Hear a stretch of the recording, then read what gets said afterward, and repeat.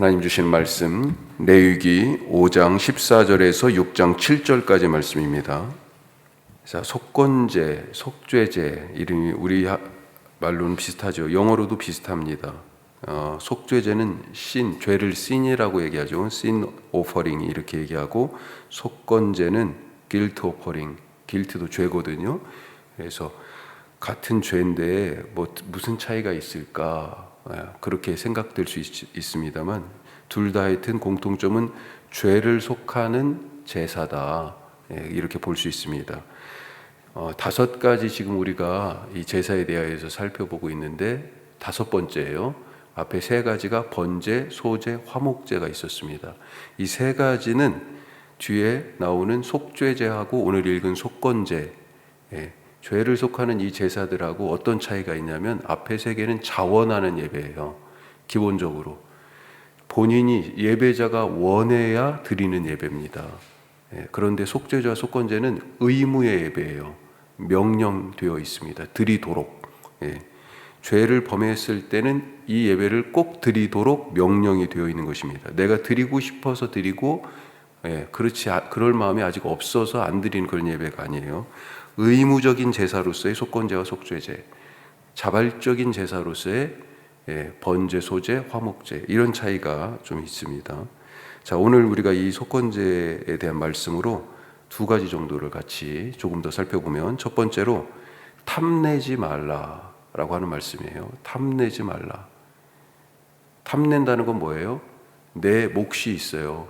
그런데 남의 몫을 지금 내 것으로 하려고 하는 그런 거죠. 그런 행위가 있었다는 겁니다. 속죄제가 죄를 특정하기보다는 죄 일반에 대한 것이다 라고 한다면, 오늘 읽은 이 속건제는 범죄 행위가 특정되어 있습니다. 주로 누구의 소유를 침범했을 때 속건제를 드리는 걸로 되어 있습니다. 오늘 5장 6장에 걸쳐서 있는 이 말씀을 보면 3가지 침범에 대한 경우가 나와요. 15절에 우리가 말씀을 시작하면서 15절에 누구든지 여호와의 성물에 대하여 이렇게 나옵니다. 그 다음에 17절에 보면 만일 누구든지 여호와의 계명 중 하나를, 이렇게 나와요. 그리고 6장으로 넘어가서요. 2절에 누구든지 여호와께 신실하지 못하여 범죄하되 곧 이웃에 맡긴 어떤 것들, 이웃에 맡긴 것이에요. 그것에 대한 그런 부분을 특별히 특정해서 지금 크게 3 부분으로 나누어서 말씀하고 있습니다. 자, 6장 15절에 나오는 여호와의 성물에 대한 부분, 그 다음에 5장 15절에 나오는, 그 다음에 6장 시작할 때 나오는 이웃의 물건에 대한 경우, 분명하게 소유자가 있잖아요. 그렇죠? 여호와의 성물이고 이웃의 물건이니까 소유자가 분명히 있는데 이것을 지금 탐한 경우를 말씀하고 있어요. 자, 이런 관점에서 중간에 끼어 있는 여호와의 계명을 부지중에 범한 경우, 이것도요 여호와의 소유를 침범한 것이다, 이런 관점으로 볼 수 있지 않을까 생각합니다. 여호와의 계명을 순종하지 않아서 그분의 계명을 훼손한 것입니다. 그러니까 그분의 소유를 침범한 그런 개념으로 우리가 볼 수 있겠다 생각합니다. 하나님의 소유를 침범한 것이다.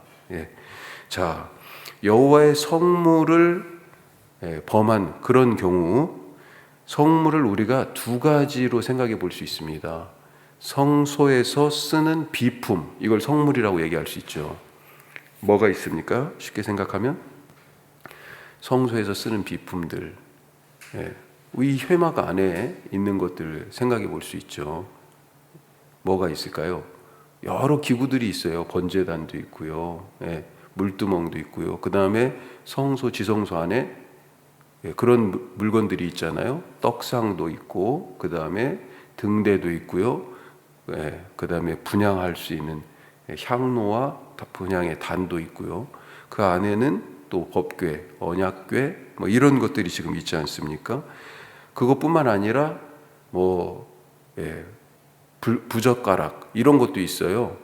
하여튼 작은 기구들부터 좀 큰 기구들까지 이런 부분들을 성소의 비품, 성물이라고 얘기할 수 있고요. 또 한 가지는 뭐가 있습니까? 봉헌물이 있어요. 봉헌물. 하나님께 드려진 것. 이것도 성물이라고 얘기하죠. 그래서 뭐가 드려졌어요? 진설병상, 이 떡상에는 떡이 드려졌잖아요. 예, 등잔에는 기름이 있잖아요. 이런 것들이 전부 다 성물이라고도 볼 수 있는 거죠. 자, 성소의 비품을 무자격자가 적법하지 않은 방법으로 또한 만지면 큰 화를 당한 경우들을 성경에서 볼 수 있습니다. 언약궤를 옮길 때 블레셋에 빼앗겼었잖아요. 그것을 이제 블레셋 사람들이 자꾸 자기 우상이 막 그것 때문에 훼손되니까 언약궤를 돌려주지요. 이 사람들이 무서워가지고 이 언약궤를 이스라엘로 들어왔는데도 여호와의 성막으로 옮기지 않아요. 자, 그러면서 오베데돔의 집인가요?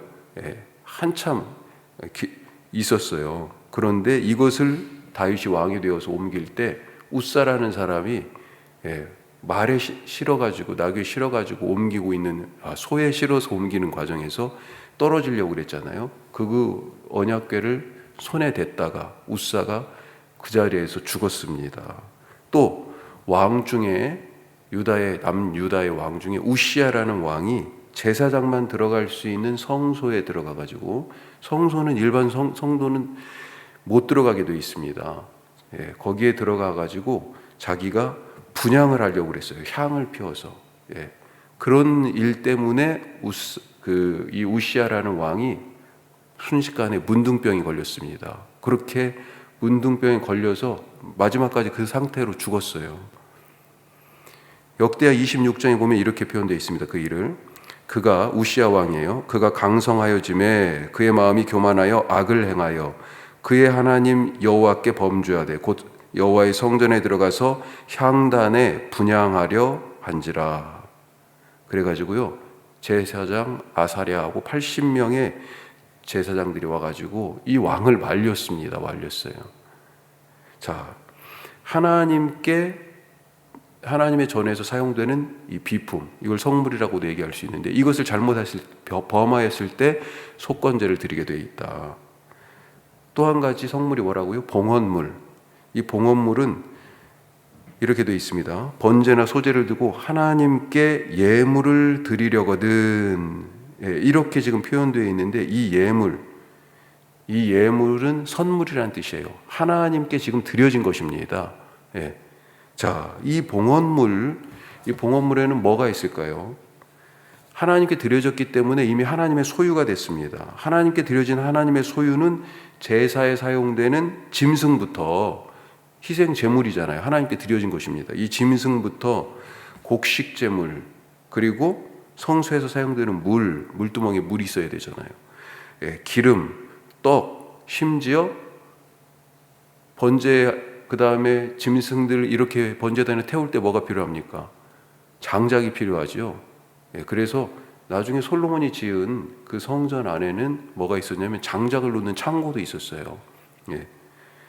자, 이렇게 그런 것들이 포함되는 거예요. 또한 더 나아가서 보면 11조 이런 것도 포함되고요. 전리품, 그리고 하나님의 백성도 하나님이 내 소유다 그랬잖아요. 이런 것들이 지금 다 포함될 수 있는 것입니다. 레위기 27장 30절 말씀을 한번 읽어보면요, 이렇게 돼 있어요. 그리고 그 땅의 10분의 1, 곧 그 땅의 곡식이나 나무의 열매는 그 10분의 1은 여호와의 것이니라. 여호와의 성물이라. 이렇게 분명히 표현되어 있네요. 자, 이렇게 봉헌물을 범했을 때, 하나님의 소유를 범했을 때 어떤 일이 벌어지는가? 가나안 땅을 차지할 때 첫 성 여리고성 다음에 아이성 기억하시죠? 이 아이성이 별것 아닌 작은 성이었는데 참패를 합니다. 이 참패의 원인이 어디에 있었냐? 아간의 범죄 때문이었다. 여리고성을 첫 번째 성 전투에서 아간이 모든 전리품은 하나님께 드리도록 그렇게 되어 있는데, 자기가 그것을 금, 은, 그 다음에 신할산 아름다운 외투 한 벌 이렇게 해가지고 다 자기 걸로 굽을 쳐놨었잖아요. 제사에서 사실은 이 전쟁을 하나님은 뭘로 봤냐면 하나의 제사 행위로 봤어요. 예배로. 그래서 거기에 있는 모든 생물을 마치 짐승이 번제단에서 죽듯이 다 생명을 멸하도록 그렇게 규정을 하셨단 말이죠. 그리고 전리품은 사적으로 소유하지 못하도록 했습니다. 하지만 아간은 자기를 위하여 전리품을 감춰뒀습니다. 아간이 바로 탐심에 사로잡혀 하나님께 드려진 하나님의 소유를 탐했다. 따라서 속건제는 하나님의 것과 남의 것을 탐하지 말라라고 하는 그런 말씀으로 주신 것이고, 그것을 어겼을 때 이 속건제를 드리라고 하신 것입니다. 우리에게 주신 대로 감사함으로 즐기고 만족함으로 기뻐하는 그런 삶을 살아가자 하는 것입니다. 자, 한 가지 더, 오늘 말씀에서는 이 속건제의 특징 중에 하나가 뭐냐면 배상이에요. 배상하라 그렇게 되어 있습니다. 죄를 해결하는 제사라는 점에서는 속죄제하고 똑같지만 속건제에는 그 처리하는 방법에서 배상이 추가가 되어 있습니다. 자, 15, 16절 다시 한번 읽어보겠습니다. 15, 16절. 누구든지 여호와의 성물에 대하여 부지 중에 범죄하였으면 여호와께 속건제를 드리되 내가 지정한 가치를 따라 성수의 세겔로 몇 세겔 은에 상당한 흠없는 순양을 양떼 중에서 끌어다가 속건제로 드려서 성물에 대한 잘못을 보상하되 그것에 5분의 1을 더하여 제사장에게 줄 것이요 제사장은 그 속건제의 순양으로 그를 위하여 속죄한즉 그가 사함을 받으리라. 아멘. 아멘. 순양을 드리도록 하는데 얼마만한 순양을 드려야 할 것인지는 모세가 정하게 되어 있습니다. 네가 정하라고 지금 그랬잖아요. 15절에. 네가 지정한 가치. 이거 이 죄는 얼마짜리로 그 가치를 정하는데 누가 지금 이 말씀을 모세에게 하고 있어요. 그래서 모세가 정하도록 그렇게 말씀하고 있는 것입니다. 자, 그렇게 정해진 순양의 값에 얼마를 더해요? 20%, 5분의 1을 더해 가지고 제사장에게 주게 되어 있습니다. 예. 자, 그리고 6장을 보니까 사람의 소유를 탐냈을 때도요, 똑같이 5분의 1을 더하여 주도록 그렇게 되어 있어요. 죄를 용서하시지만 그것에 대한 실질적인 행위를 하도록 요청하고 계시는 것입니다. 이에는 이, 눈에는 눈, 그 정도가 아니에요. 이 성물을 범하였을 때나 남의 소유를 탐했을 때는 거기에 더하여 지금 더 주도록 하게 되어 있습니다. 실질적인 행동이 없이 말로만의 죄사함을 경계하시는 것입니다. 5분의 1, 20%를 더한 이 배상이 먼저 된 다음에 그 다음에 속건제를 드리도록 지금 그렇게 되어 있어요. 배상이 먼저예요. 특히 6장의 경우 이 배상할 몫이 비용이 더 듭니다. 여호와의 성물이나 여호와의 계명을 부지 중에 어겼을 때는 속건 제물만 드리면 돼요. 20%를 더한 그 비용을 내 가지고. 자, 그런데 남의 것을 훔쳤거나 여러 가지 지금 5가지 경우가 나오는데, 그런 경우 남의 소유에 해를 가한 그런 경우에는 20%를 더하여 돌려보내요. 그렇죠? 거기에다가 더해가지고 예배도 드려야 돼요. 속건 제물도 드려야 됩니다. 그러니까 배로 사실은 더 들어가는 거예요. 이웃에게도 배상하고 하나님께도 배상하도록 그렇게 되어 있습니다. 자, 이 모든 것에서 무슨 공식이서요? 이웃의 것은 누구의 것이에요? 하나님의 것. 지금 이와 같은 느낌으로 우리가 받아들일 수 있잖아요. 하나님은 말뿐인 회개, 말뿐인 참회를 원하지 아니하신다. 실질적인 행동, 구체적인 변화로 죄와 결별하라고 우리에게 요구하고 계시는 것입니다. 오늘 우리가 이 말씀 붙들고 죄를 멀리하고 또 죄와 싸워 말씀으로 이기고 예배를 통하여서 주님의 그 보혈의 속건, 속죄제, 죄를 사하시는 그 은혜를 누리며 살아가시기를 주님의 이름으로 부탁하고 축복합니다.